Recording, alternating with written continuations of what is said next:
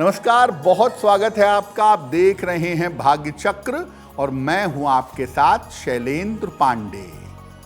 हिंदू धर्म में मूर्ति पूजा भी होती है और निराकार की पूजा भी होती है। हिंदू धर्म में मूर्ति पूजा क्यों होती है? पूजा में मूर्तियों की आवश्यकता क्या है और मूर्ति पूजा में किन बातों का ध्यान रखना चाहिए, इस विषय पर बात करने का प्रयास करेंगे।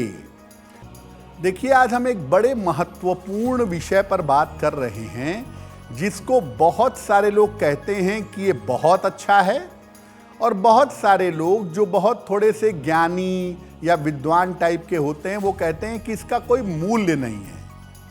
आज हम बात कर रहे हैं मूर्ति पूजा की।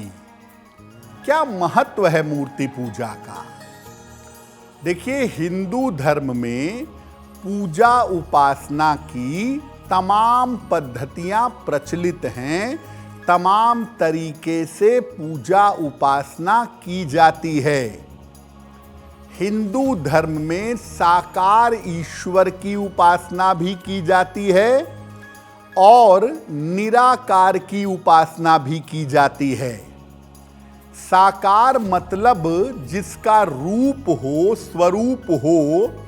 साकार ईश्वर की उपासना में मूर्ति पूजा का विशेष महत्व है। जो साधना जगत है वहां पर ब्रह्म की 3 स्थितियां हैं: साकार, निराकार और तारक ब्रह्म। तो साकार ब्रह्म की जो उपासना है वो बिना मूर्ति या किसी प्रतीक के नहीं हो सकती।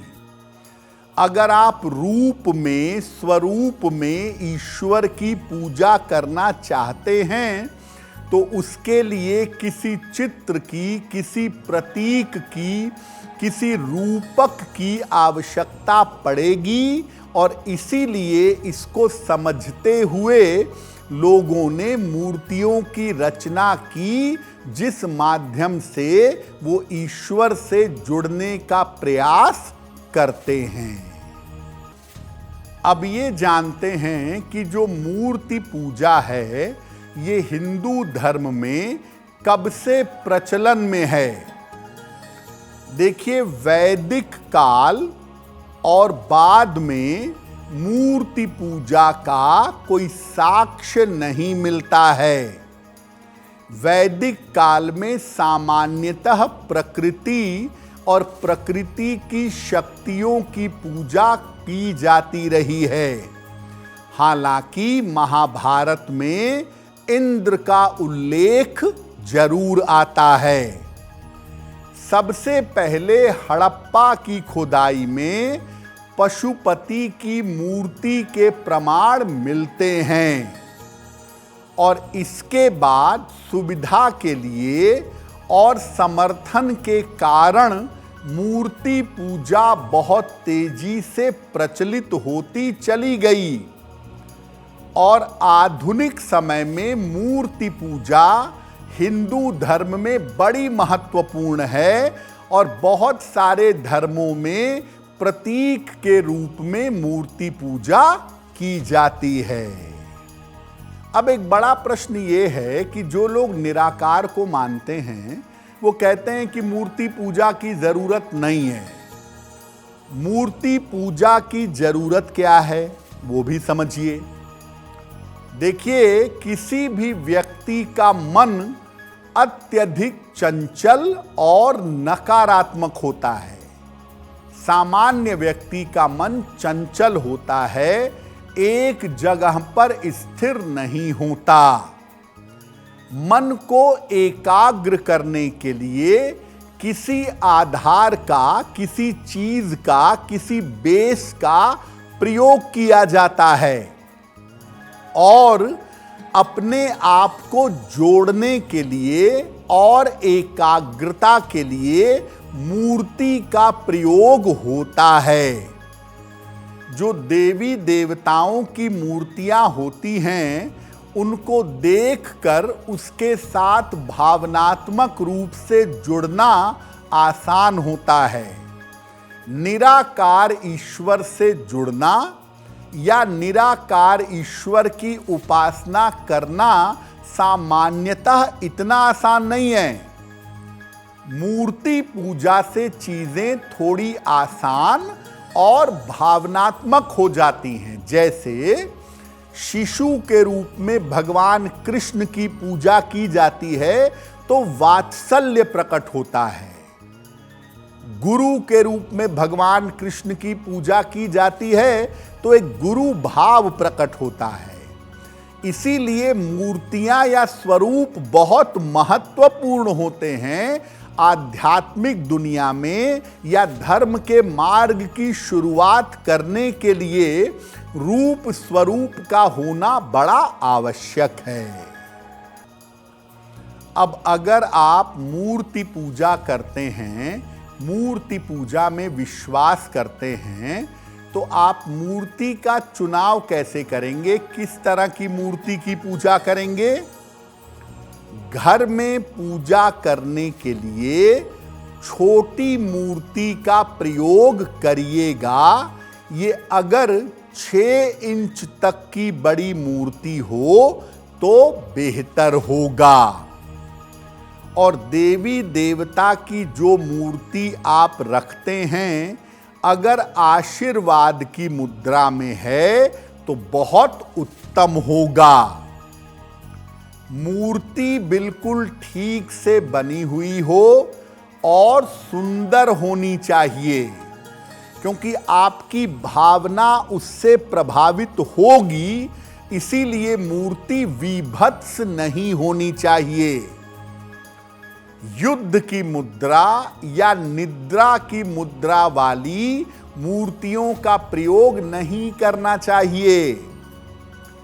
आजकल एक फैशन चल गया है कि भगवान शिव की निद्रा की मूर्ति लोग लगा लेते हैं। खास तौर से भगवान गणेश की बड़ी सारी मूर्तियां और चित्र आपको मिलेंगे जिसमें वो निद्रा की मुद्रा में रहते हैं। तो जब चेतना ही निद्रा की मुद्रा में है तो आप उससे प्रार्थना क्या करेंगे और पाएंगे क्या? इसीलिए देवी देवता का जो चित्र है, जो मूर्ति है, उसकी मुद्रा बड़ी महत्वपूर्ण होती है। आपने गौतम बुद्ध की मूर्ति या चित्रों को देखा होगा तो ज्यादातर वो ज्ञान मुद्रा में रहते हैं, यानी वो ज्ञान बांट रहे हैं, ज्ञान फेंक रहे हैं, फैला रहे हैं। तो आप जब गौतम बुद्ध के समक्ष होते हैं, जिसमें वो ज्ञान मुद्रा में होते हैं, तो आपके मन को, आपकी सोच को ज्ञान प्राप्त करने में सुविधा होती है। इसीलिए देवी देवताओं की मूर्तियों की मुद्रा बड़ी महत्वपूर्ण है। किस मुद्रा की मूर्ति आप रखते हैं, इस बात का ध्यान जरूर रखिएगा। अब जब आप मूर्ति पूजा करेंगे, मूर्तियों को अपने पूजा स्थान पर रखेंगे, तो किन सावधानियों का पालन करेंगे? देखिए, मूर्तियां अगर मिट्टी की हों तो ज्यादा उत्तम होगा। लोग सोने, चांदी, मेटल की, मार्बल की मूर्तियां भी रखते हैं, वो आपकी श्रद्धा है। लेकिन अगर मूर्तियां मिट्टी की बनी हों तो उसकी तरंगें ज्यादा मिलेंगी आपको। जब मूर्तियां पुरानी हो जाएं या उनका रंग उतर जाए या रूप खराब हो जाए तो जल में विसर्जन करें। अगर नदियों में विसर्जन नहीं कर पाते तो नदियों में विसर्जन के बजाय इसको मिट्टी में भी दबा सकते हैं। और देखिए, मूर्ति पूजा जो है ये आरंभ है आध्यात्म का। उस मूर्ति या उस चित्र के माध्यम से आप परमात्मा तक पहुंचने का प्रयास करते हैं, ये आरंभ है। मूर्ति पूजा को अंतिम पूजा मत मानिए। उस मूर्ति पूजा से होते हुए अगर आप वाकई में भावना के साथ पूजा करते हैं तो एक दिन इस मूर्ति पूजा की भावना से होते हुए आप निराकार की भावना तक पहुंच जाएंगे। हाँ, ये बात सही है कि मूर्ति पूजा करना इतना आसान इसीलिए है क्योंकि उससे भावनाओं को जोड़ना आसान होता है।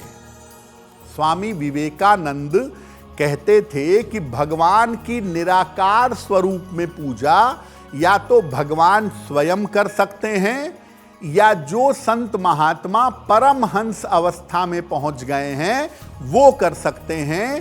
सामान्य व्यक्तियों को अगर मूर्ति की चित्र की आवश्यकता नहीं है तो काफी समय तक किसी प्रतीक को या अपने गुरु के स्वरूप को लेकर के पूजा करने की जरूरत पड़ जाती है।